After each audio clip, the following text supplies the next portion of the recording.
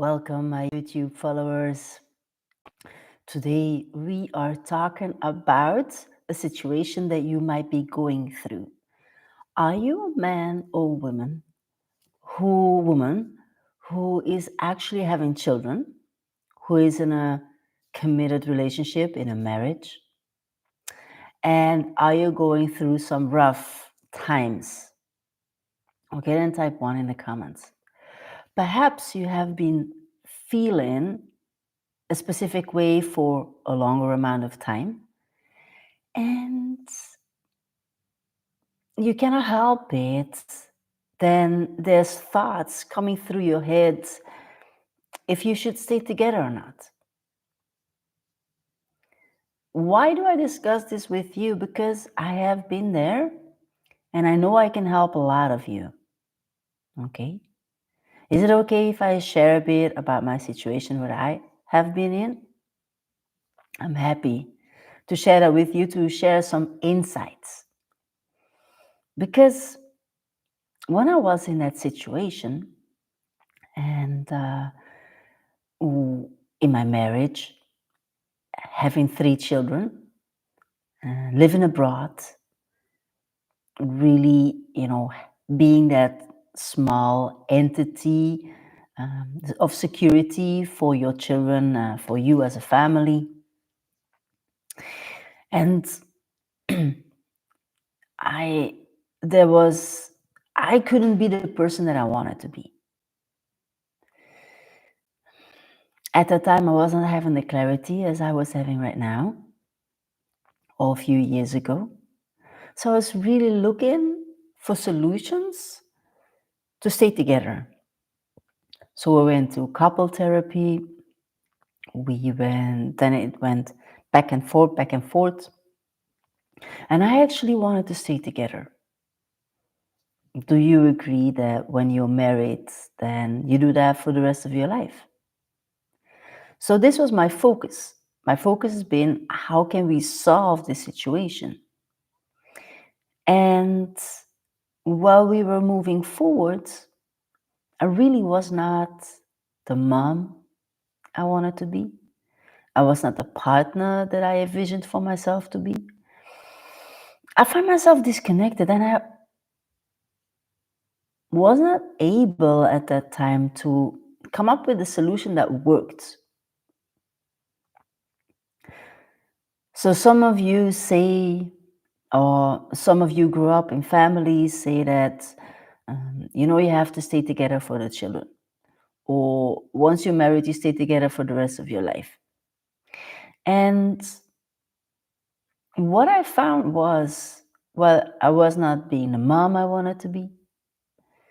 I was not the partner I wanted to be. I didn't know how to express. Of course, we were communicating. Then again, I wasn't aware what my needs were. I wasn't aware.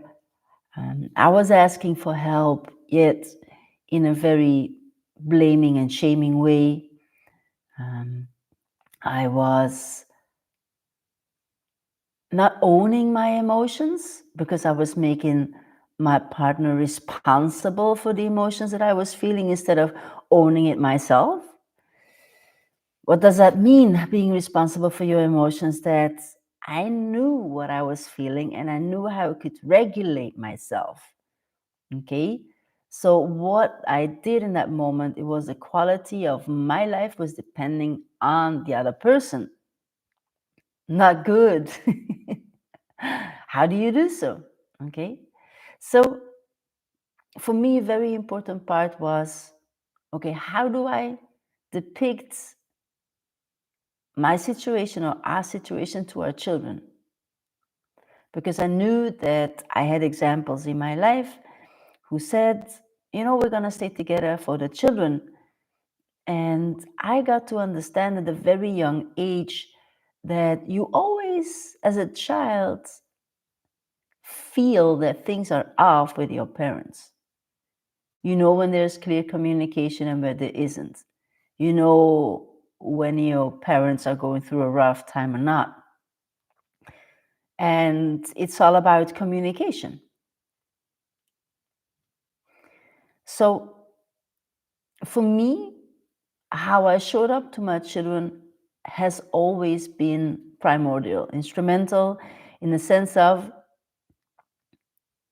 when I am my best version of myself, I'm showing this to my children because in their subconscious minds, consciously or unconsciously, they will copy your behavior.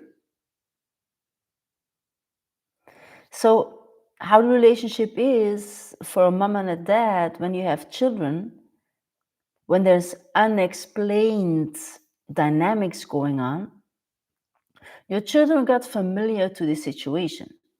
So, in my in that moment, I was not prioritizing myself, my needs. I was not prioritizing me. And for me, it's crucial that my children, in any situation they are in, it is primordial that they understand themselves, their needs, their feelings, what is going on beneath the surface, and that they prioritize that and from there nurture themselves and then give it back to themselves and their loved ones. So when I found out that I was showing them how to not prioritize themselves by staying in that situation, I got my clarity. Why do I share that with you?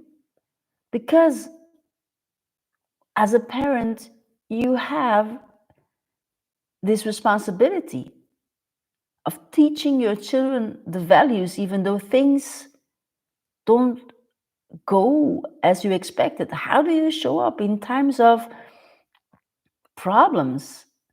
How do you show up in times of adversity, big adversity? Because your children will go through that as well.